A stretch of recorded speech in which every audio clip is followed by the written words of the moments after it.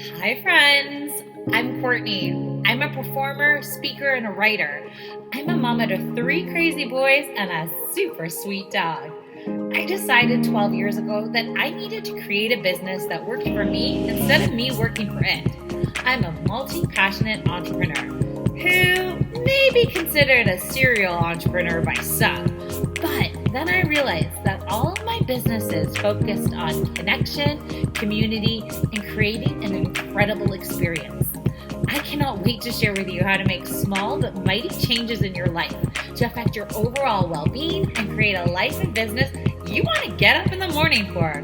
That's right, my friends. I am the Renaissance Mama. Hi friends, it's me, Courtney, the Renaissance Mama, and I want to thank you so much for taking the time to check out my show. If you've never been here before, well then, welcome. Like I said, I'm Courtney, the Renaissance Mama. I chat everything from parenting to running my small business to juggling the many hats us moms have to wear on the daily. So for today, I have really been having these conversations with multiple people, multiple times, some friends, some family, parents, non-parents, but the conversation keeps coming up. So I thought it would be a perfect one to address here with all of you. The conversation is, how do you navigate parenting kids when it comes to devices and social media? So we all know there is I don't even want to use the word pandemic because I feel like that word has been overused so much, but we know that there has been a huge issue with the reality that everybody is on their devices all of the time, on their devices, on social media. And how does that look like when you have kids? So once again, I'm going to share, I'm not an expert by any means, but I do have my three kiddos who are 10, 12, and 14 who all have their own devices. So I will say that in itself was a big decision in our household. A lot of people kind of look at us and say, like, why does your 10-year-old or 9, almost 10, have a device of his own? And really for us, what it came down to was it was a big discussion, it was a big decision, but the reality is these devices are so prevalent in what we do all the time. I have my phone, I have my computer, I have my other computer, right? We're working, we're looking, we're using these devices. And what I had found was happening is my youngest kept taking my phone. And then when I went to go use it, it would be dead, or I needed it for a work call, so it just didn't make tons of sense. Of course, for our oldest, we wanted to make sure he had a phone. So when he was out with his friends or when he was home by himself, he had a means of communication because we don't have a landline at this house. For my middle son, it was around the same reasoning of like, hey, when you're out and about, we need to know kind of where you are, who you're with, let us know, here's your phone. And then with my youngest, it kind of came as a decision of, are you responsible enough to handle this? So what had happened is we had the conversation of like, if you want a phone, first of all, it was an older phone. Let me just throw that out there. If you want a phone of your own, you need to be able to look after it. You need to be able to take good care of it, be responsible for it. But it also meant that if you want your own phone, you have to prove to us that you are ready for this responsibility. So at the time, I was still, making sandwiches for him or grabbing juice for him or pouring cereal for him.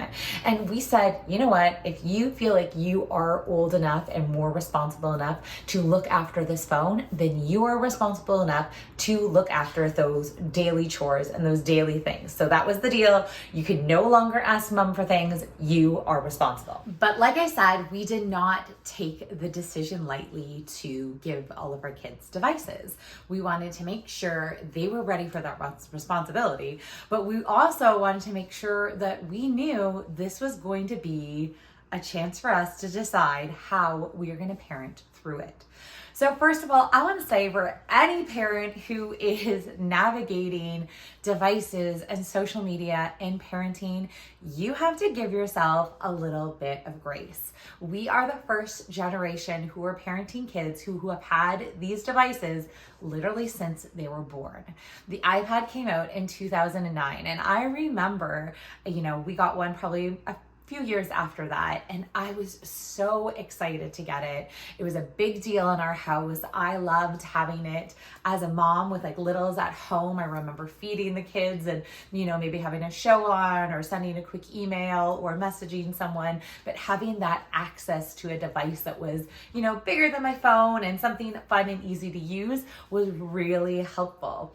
I also remember having the kids playing on the iPad as well, and my favorite thing about it was not only was it very fun to find different, really educational games that were cute and fun, lots of colors, kept them entertained. I played with them a lot of the times as well. But my favorite part was when they got bored of all the games, I could erase them all and then download new ones. So it was just a great tool as a parent, because we know that kids get bored of things pretty quickly, and just really kind of navigating I was allowed to use it, but how much do you want your kid to use it, right? So even from that young age, we had to start deciding, what is this going to look like in terms of, having kids use it, and you don't want kids being obsessed with it. But the reality is it is everywhere, and it's going to be part of who they are, society in general. So we kind of knew that going into it. We used to joke that my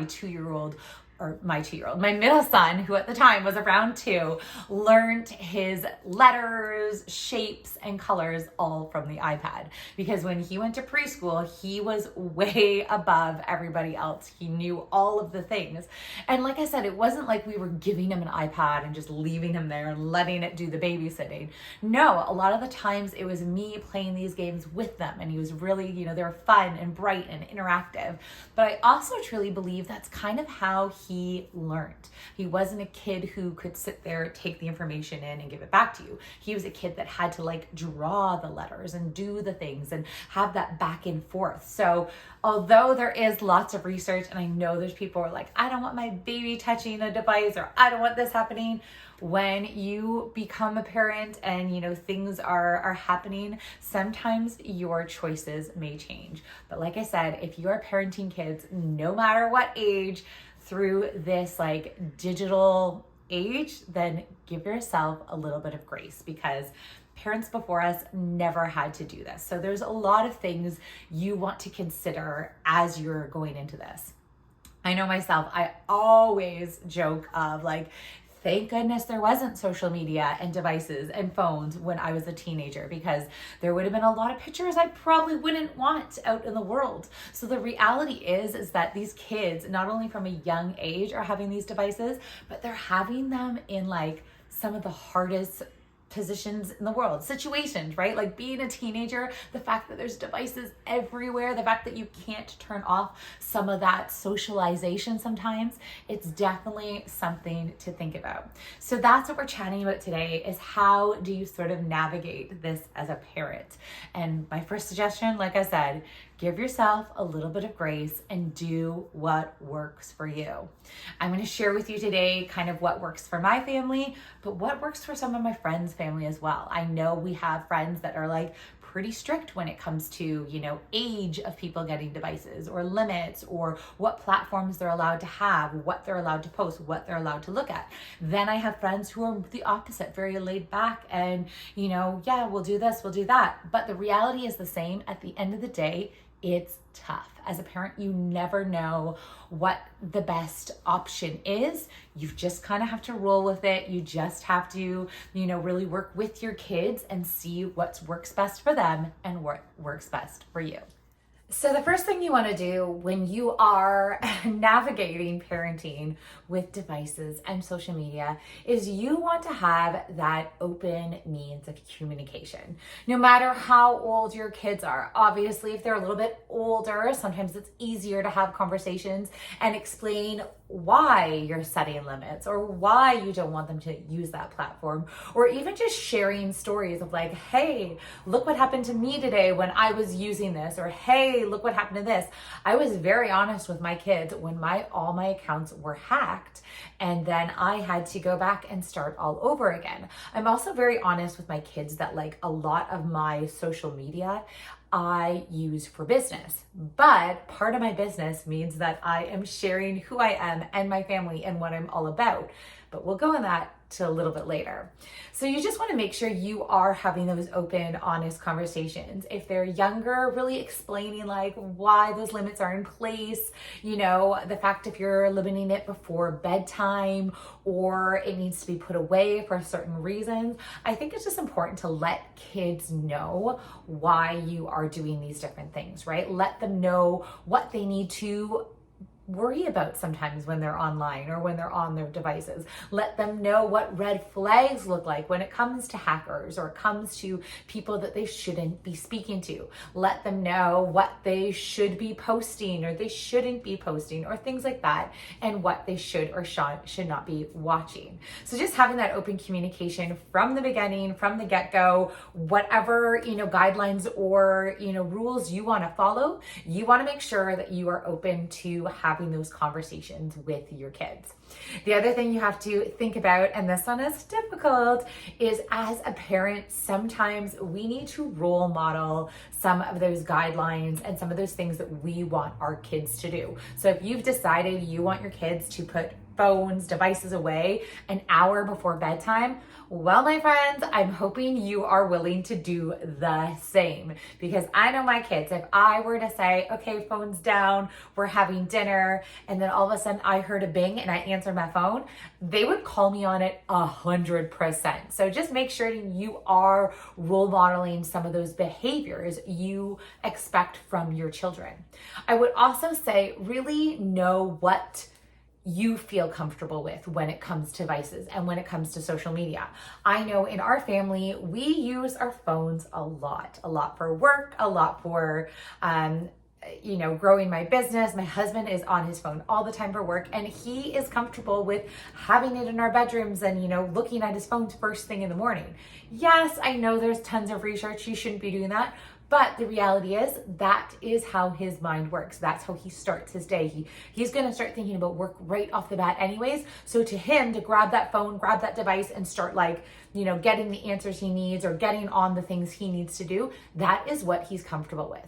If you are someone who is not comfortable with that, then that is what you should role model and chat with your children, right? So it will look totally different for every different household. And then you also have to be, you know, open to the fact that things might change, that something might work for a while. And then as your kids get older or starting into different things or have different friend groups, you might need to change, you know, some of your rules, some of your limits. I know lots of friends who had said, my kid's not getting a phone or not getting a device until like this age. And then circumstances changed. Maybe they are now, you know, staying home once in a while by themselves. They need something to communicate. Maybe they're out with friends, so they need to check in. Or, I mean, during COVID was a totally different scenario. It was the only way that kids could keep up their socialization. So I feel like there are times where things may change and you might be ready to adapt. But as long as you are open with your communication, as long as, you know, as a parent, you are role modeling some of the behaviors you want to see, it is a really great place to start. Okay, so what are the first things you can do when you are setting some guidelines or restrictions or, you know, whatever you want to call it with your kiddos and social media and devices? Is it is easy to set time limits to your devices. So if you own any Apple devices, you can actually do it on the device itself.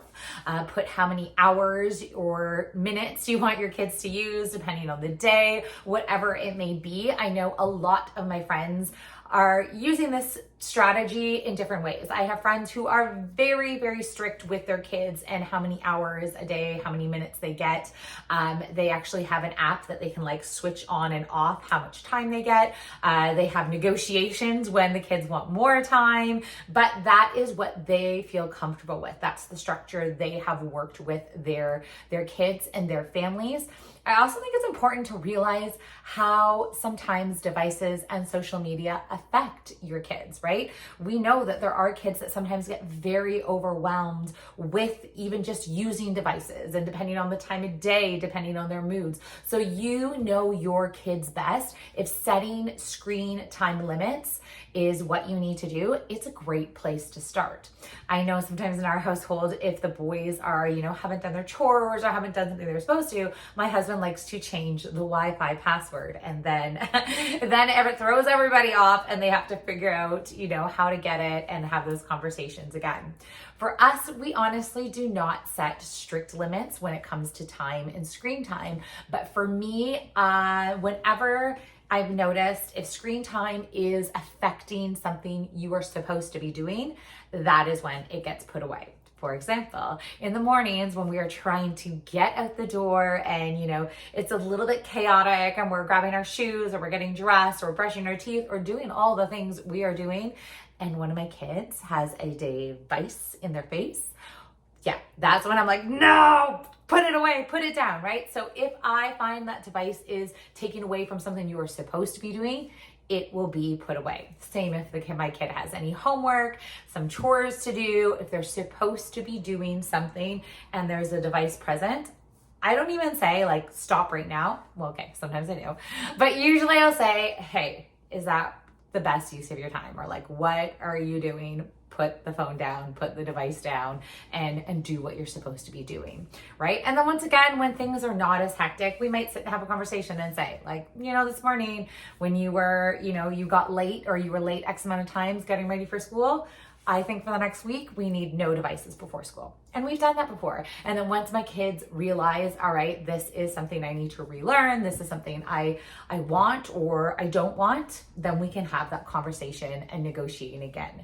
But screen limits is definitely easy and probably the easiest thing you can do as a parent if you want to start setting some guidelines. You can also check your devices to see how much you've been on the screen. I think that's always an eye-opener for both kids and adults. So beware for the results. But yeah, it's a great way to kind of check and see, like, wait a second, I've been on the screen that much.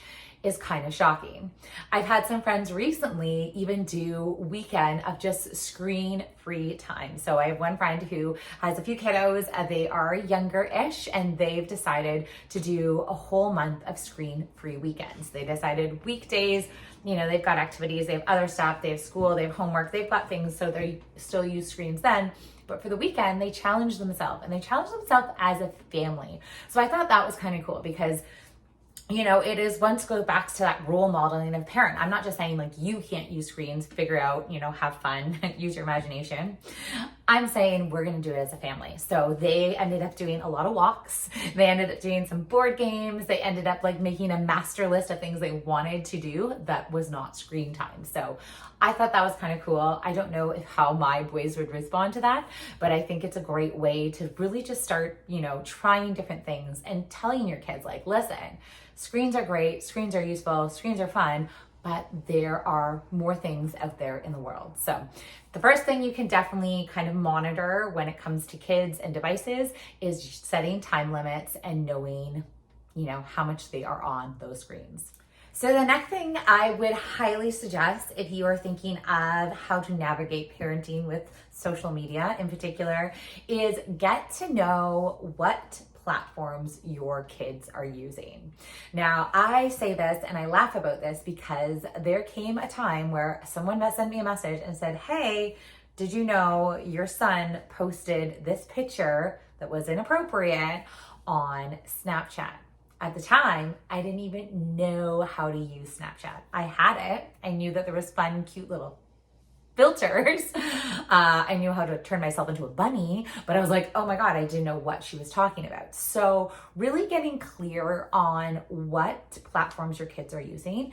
And then I would myself get an account and start using them yourself. So knowing that Snapchat has a feature that you can turn your location on and everybody knows where you are, it's a good thing as a parent to know what that's all about. And to have that conversation once again, like, hey, yes, maybe it's nice to have your friends knowing where you are, but you don't want those strangers knowing where you are. So, right, so having those open conversations again and just knowing how these platforms work.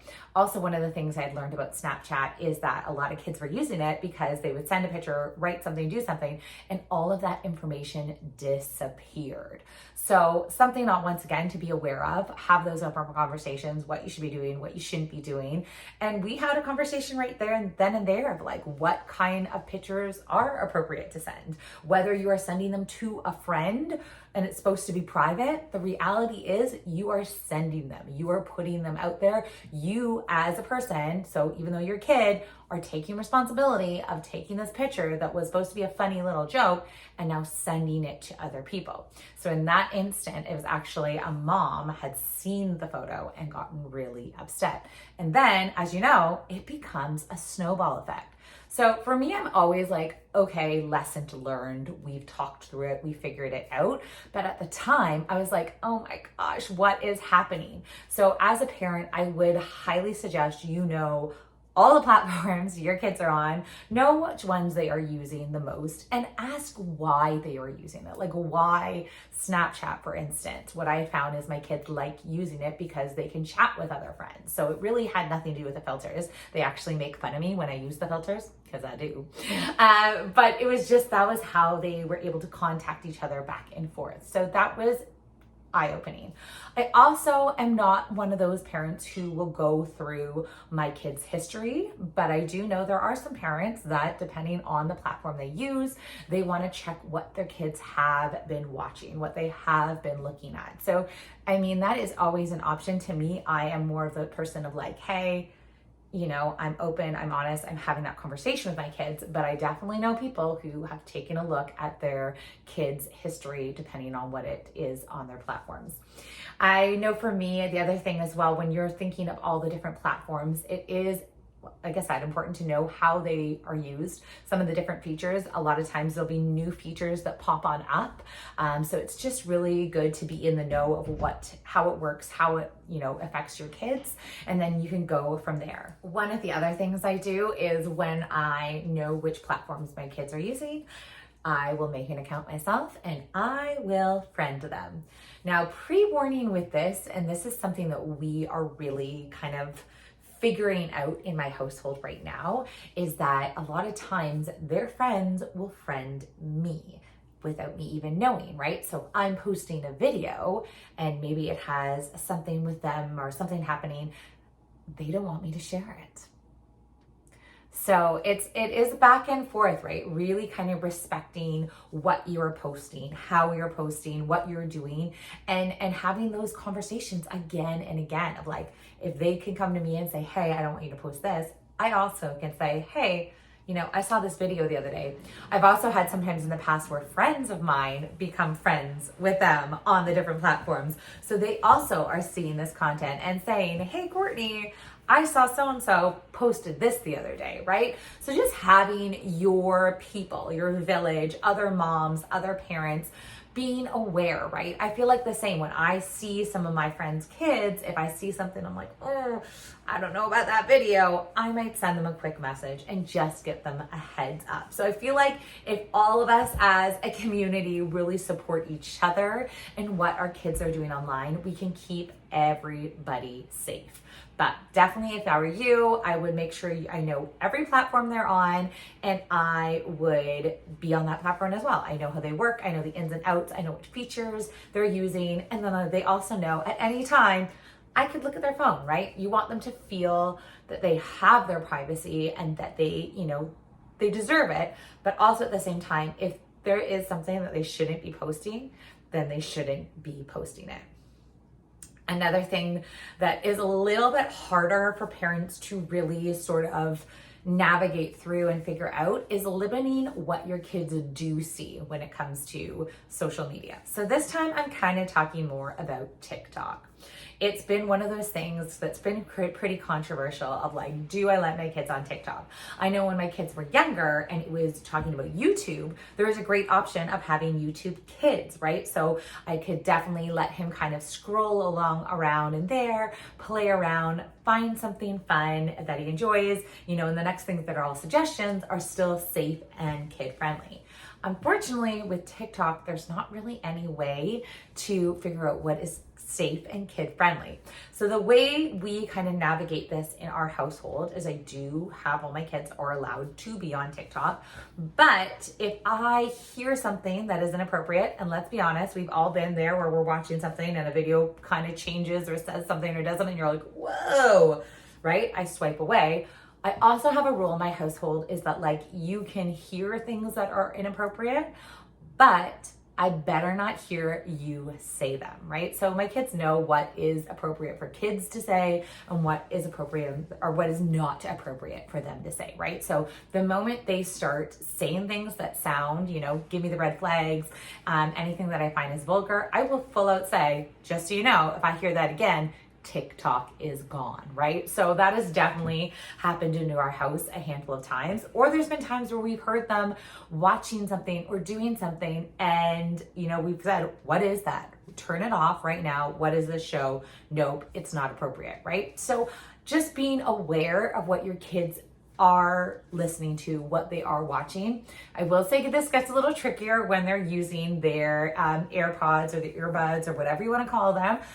But once again, just having those conversations of like, what are you watching? And you know what? I also love sharing videos with them, right? So I am participating with them. I'll share them fun, like hockey training videos. I'll share them cute little doggy videos, right? I want them to feel like they can have that open communication with me as they would their friends, but also make them know that like, wait a second, if I see you listening or saying something inappropriate, it's gone. You've now lost your privilege. You are no longer responsible to watch that. Then the last thing I want you to think about when you are chatting about kids and social media and devices is really having the chance to empower kids, right? This technology is going to be around. We have to be able to use it to the best of our ability, to learn, to grow with it. We also have to be able to, be open and honest with our kids and say, this is acceptable, this is not, this is why, and continue to have those open, honest conversations. Have your kids feel like they have a choice in things, right? Discuss what works for them and what doesn't work for them. Try it out. If you notice, it's hard to go to bed because you use the device half an hour before bedtime, let's just try 45 minutes. Now we'll try an hour, whatever it may be, but keeping it open and honest and empowering your kids and letting them, figure it out with you and say, I'm not an expert. I don't know, but I know that I love you and I want the best for you. Well, my friends, that is it for now. I hope you enjoyed this episode of The Renaissance Mama. As always, you can check me out on therenaissancemama.com or on Instagram at Courtney Renaissance Mama. And I would love to hear from you. My question is, do you let your kids be on social media? So let's continue this conversation. And that's it. Bye for now, friends.